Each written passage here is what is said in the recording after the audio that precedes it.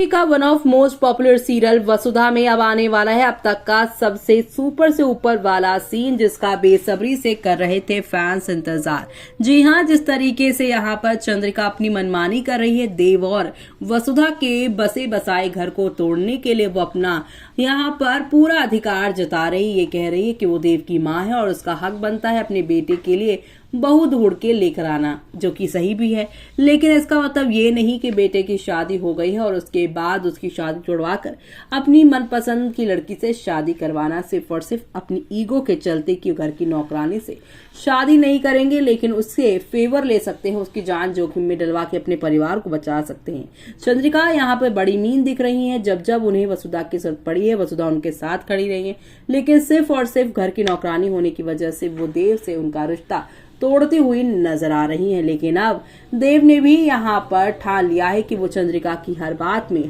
हाँ तो मिलाएगा, लेकिन वो यहाँ पर चंद्रिका को सभी के सामने पूरी तरीके से जलील भी करेगा उसके इस फैसले के लिए, जहाँ पर अब नंदिनी की जो शगुन की मेहंदी चंद्रिका ने लगाई है उसे सबके सामने पानी से फेरता हुआ, यानी पानी से नंदिनी की मेहंदी बिगाड़ता मिटाता हुआ दिखाई देने वाला है देव। जी हाँ, देव ने मिटाई नंदिनी की मेहंदी, चंद्रिका के आगे आया सच। और अब देव ना सिर्फ ये सब करेगा, बल्कि देव का बड़ा फैसला ये होगा कि वो इस मेहंदी को मिटाने के बाद चला जाएगा वसुधा के साथ, वसुधा के बाबा हनुमंत को यहाँ पर किडनैपर से बचाने, जिसे यहाँ पर चंद्रिका ने ही किडनैप करवाया है, जिसका अभी तक पता नहीं है। लेकिन जल्द ही करणवीर जब यहाँ पर सामने आएंगे तब देव से वो बताएंगे कि चंद्रिका के कहने पर ही उसने हनुमंत को किडनैप किया था। अब आगे और क्या क्या होगा वो सब देखना आप लोग शो के आने वाले एपिसोड में देखना बिल्कुल भी मिस मत करेगा। यानी कि आप सभी को अब नेक्स्ट लेवल अप वाले ड्रामे एंटरटेनमेंट के साथ चीजें आगे की ओर दिखाई देगी।